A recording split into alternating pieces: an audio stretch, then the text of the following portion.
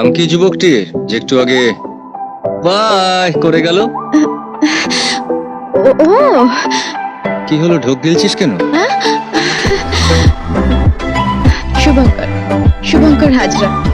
আমরা একই কলেজে পড়ি। ও আমার থেকে অবশ্য 3 বছরের সিনিয়র।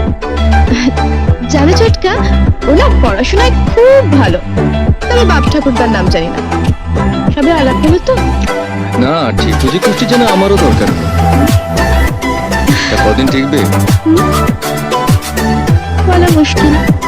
আজকাল জামা কাপড় জুতো অনেক দিন টেকে, কিন্তু মানুষের সঙ্গে মানুষের সম্পর্ক বেশি দিন টেকে না।